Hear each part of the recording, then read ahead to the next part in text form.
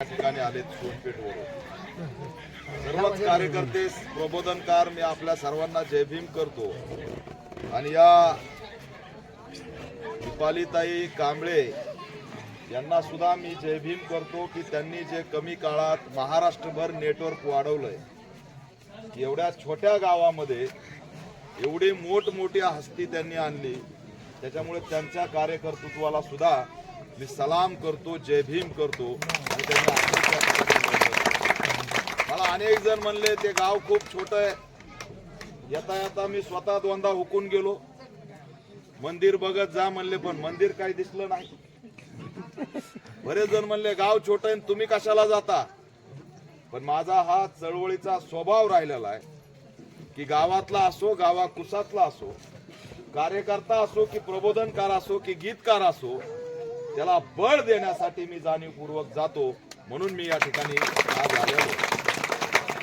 विरांशीच्या वाढदिवसानिमित्त आपण सगळे जमलो, संघटनेच्या वतीने माझ्या वतीने मी तिला वाढदिवसाच्या शुभेच्छा देतो।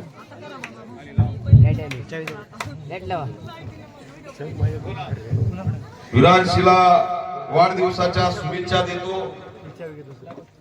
तिचा वाढदिवस मोठ्या प्रमाणात साजरा झालाय, अनेक मान्यवर या ठिकाणी आले,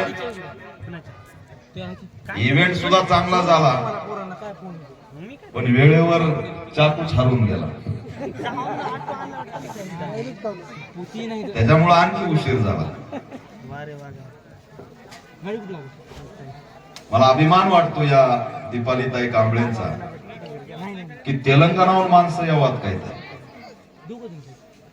आणि अतिशय हक्कानी बोलणारे आमची ताई, तुम्हाला यावाच लागेल आणि यावाच लागलं ही असणारी स्थिती आहे।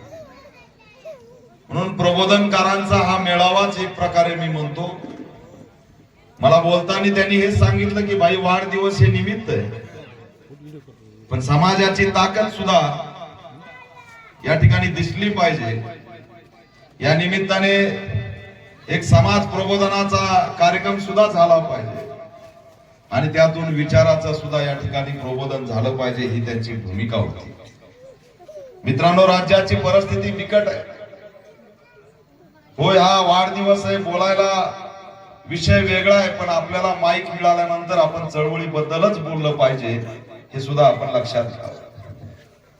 आजच सकाळी ज्यावेळेस उठल्यानंतर टीव्हीला बातमी आली, पेपरला बातमी आली की परभणीमध्ये सोमनाथ सूर्यवंशीचं जे हत्याकांड झालं, ते हत्याकांडाचा न्याय दंडाधिकाऱ्यांनी जो अहवाल दिलाय, जी न्यायालयीन चौकशी म्हणून लावण्यात आली होती, त्या चौकशीमध्ये हे सिद्ध झालं की सोमनाथ सूर्यवंशीला पोलिसांनी मारून मारून मारून टाकलं।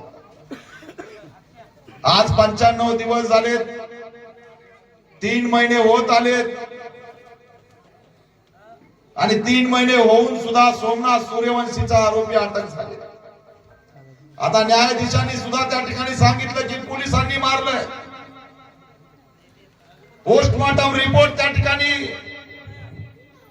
ऑलरेडी आला होता की सोमनाथ सूर्यवंशीचं हत्याकांड हे मारहाणीमुळे झालं।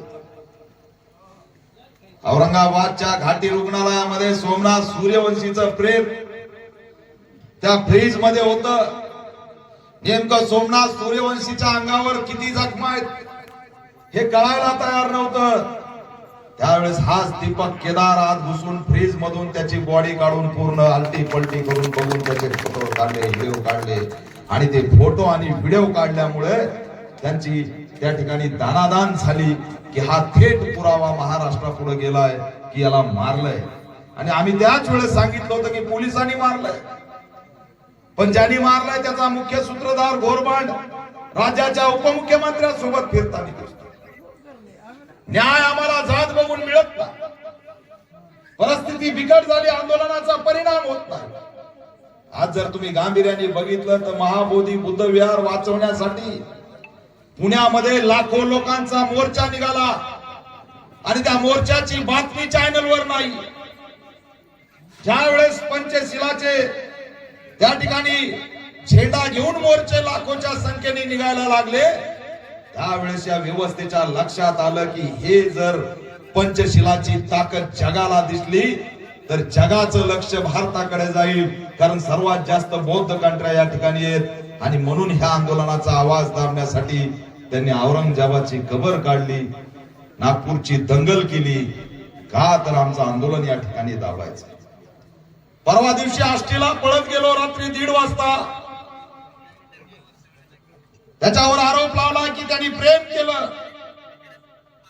5 वर्ष त्या मालकाकडे तो त्याचा ड्रायव्हर म्हणून काम करायचा, ऊसतोड मजुराचा पोरगा.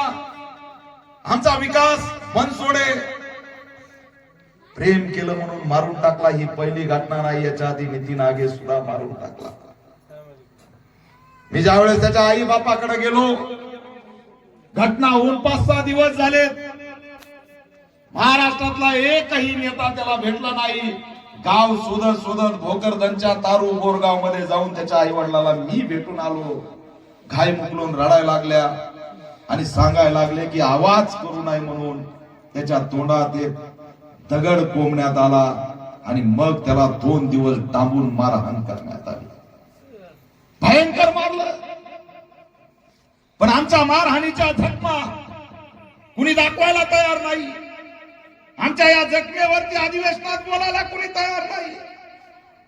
आम्ही सगळ्यांसाठी लढतो, कारण आमचा बाप आम्हाला शिकून गेलाय की मानवता महत्वाचा आहे, म्हणून आम्ही लढायला या ठिकाणी सगळ्यांसाठी पुढे. पण आमच्यासाठी कोण आहे? त्या विकास बनसोडेला कुणी न्याय देणार आहे की नाही?